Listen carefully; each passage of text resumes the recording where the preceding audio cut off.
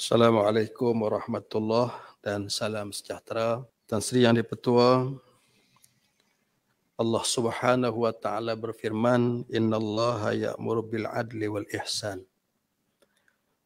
Al-ayah surah An-Nahl ayat yang ke-90. Firman Allah yang bermaksud, sesungguhnya Allah memerintah agar kita melakukan keadilan dan berbuat kebaikan. Tan Sri Yang di-Pertua, saya ingin ucapkan terima kasih di atas ruang yang diberi kepada saya untuk turut serta dalam perbahasan usul pelanjutan tempoh kuat kuasa subsection 4-5 Akta Kesalahan Keselamatan Langkah-langkah khas 2012 atau lebih dikenali sebagai SOSMA.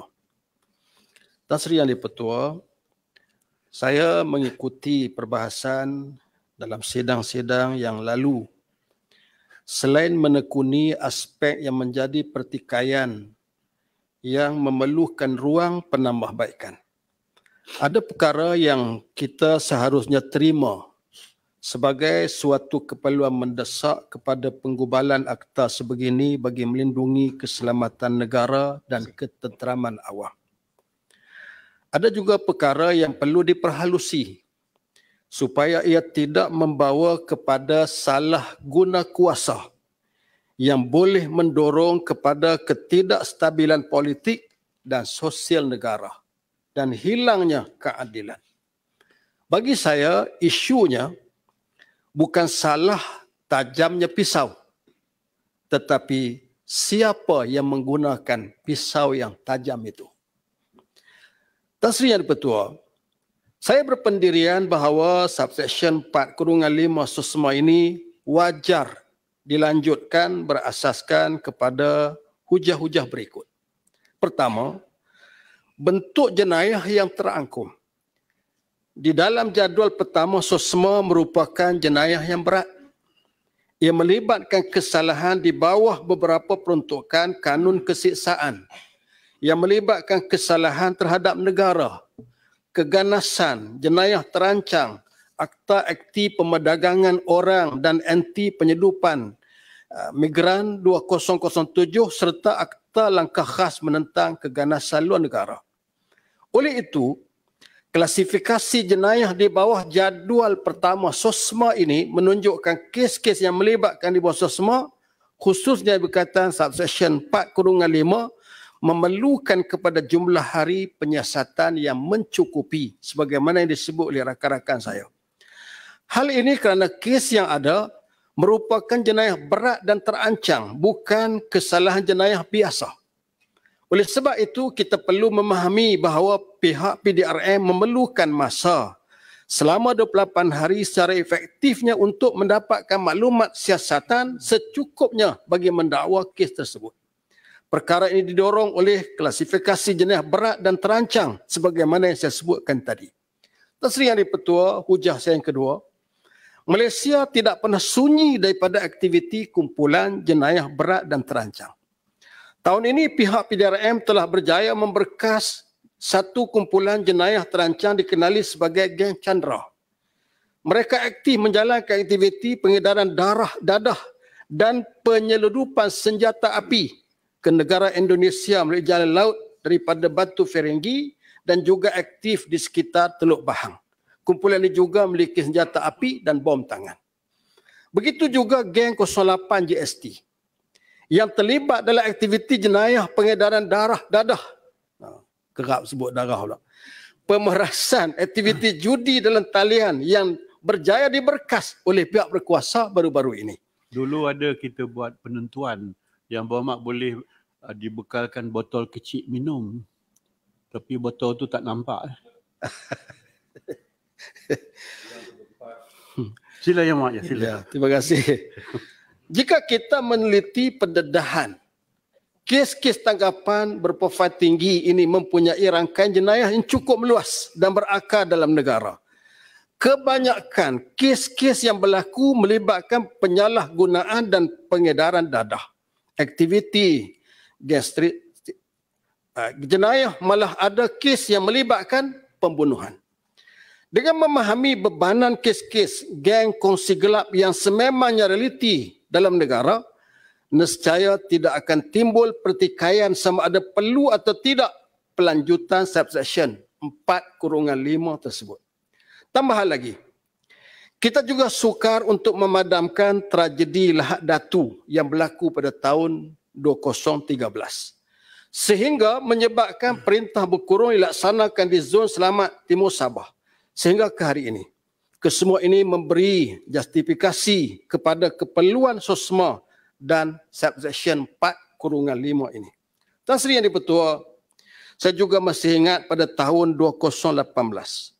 Ketika perubahan kepimpinan negara, ketika itu dengan SOSMA antara akta yang telah dibekukan oleh pihak kerajaan. Pada tahun yang sama menyaksikan pihak PDRM telah melakukan tangkapan sebanyak 57 ahli kumpulan jenayah terancang, iaitu geng 360 Kajang Devon yang terlibat dalam aktiviti pengedaran dadah, penyeludupan senjata api, pemerasan dan penculikan, malah terlibat dalam siri-siri pembunuhan. Tangkapan ini dilakukan hasil risikan bersepadu daripada pihak PDRM yang memakan masa bertahun-tahun. Ironinya, hasil tangkapan geng 360 Kajang Devon ini pada mulanya dituduh di bawah SOSMA, tetapi kemudiannya diubah pertuduhan kepada Seksyen 43 Akta Pertubuhan 1966 yang membawa kepada hukuman penjara 1 tahun. Ia sangat menghairan dan mengecewakan. Situasi sebegini melemahkan semangat pihak berkuasa dalam membenteras jenayah berat, malah memberikan berita gembira kepada kumpulan jenayah terancang untuk melakukan aktiviti jenayah kerana tumpulnya hukuman yang diberikan. Marahkan nyamuk, usah dibakar kelambunya. Malangnya kelambu terbakar habis, nyamuk tetap menggigit. Itulah yang berlaku. Seterusnya, hujah saya yang ketiga. Jika kita menilai daripada aspek penggubalan akta kesalahan keselamatan langkah-langkah khas 2012 ini, sebenarnya ia lebih baik berbanding akta keselamatan dalam negeri tahun 1960. Jika sebelum ini tempoh tahanan di bawah SA menjangkaui sehingga 60 hari. Sebaliknya SOSMA diperkenalkan kemudiannya hanya membenarkan penahanan seorang kepada 28 hari seperti mana yang kita bahaskan. Tempoh 28 hari adalah satu tempoh yang sederhana, tidak begitu lama dan tidak juga begitu singkat untuk siasatan dilakukan pihak berkuasa. Jika sebelum ini SA membenarkan penahanan tanpa bicara, SOSMA sebaliknya memerlukan kepada pendakwaan di mahkamah terbuka, maka tempoh tahanan 28 hari tersebut diperlukan bagi menjalankan siasatan, menyiapkan kertas siasatan dan melengkapkan pertuduhan yang dibawa.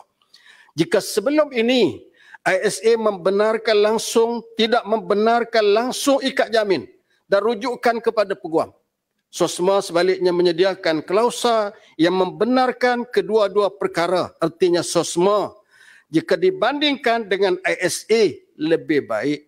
Tambahan lagi, peruntukan subsection 4/5 ini memerlukan kepada perbahasan khusus di kedua-dua majlis parlimen setiap 5 tahun bagi memastikan kebertanggungjawatan kerajaan terhadap peruntukan tersebut. Oleh itu, langkah yang sedang dilaksanakan ini tidak memungkinkan kita perlu menghapuskan peruntukan tersebut. Tasri Yang di-Pertua, hujah saya seterusnya adalah jika peruntukan subsection 4/5 ini dihapuskan, jelas ia akan menyukarkan pihak PDRM menjalankan tugasan siasatan yang baik. Item-item penting seperti bahan bukti, saksi, kejadian dan sebagainya akan menjadi beresiko tanpa langkah siasatan berhati-hati. Oleh itu saya sebutkan pada hujah pertama tadi, ia bukan kes jenayah biasa tetapi jenayah berat dan terancang.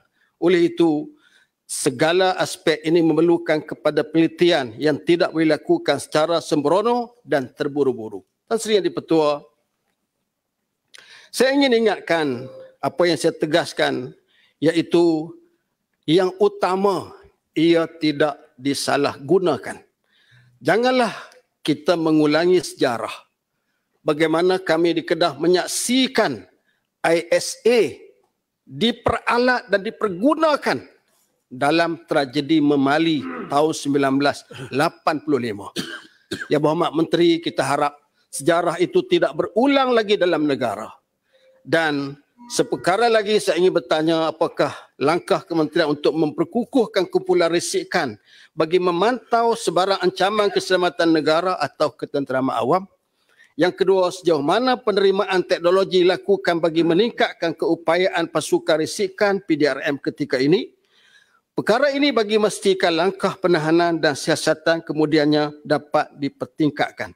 Selain itu, saya juga ingin bertanya, ketika ini adakah pihak PDRM telah mempunyai kumpulan petugas khas alternatif bagi menggantikan peranan pasukan tindakan khas anti maksiat judi, pasukan khas taktikal narkotik dan pasukan khas jenis terancang yang telah dimasukkan sebelum ini? Saya berpandangan kewujudan kumpulan ini sangat berkait rapat dengan SOSMA yang kita sedang bahaskan ini. Tan Sri Ketua, saya mohon menyokong. Terima kasih. Terima kasih.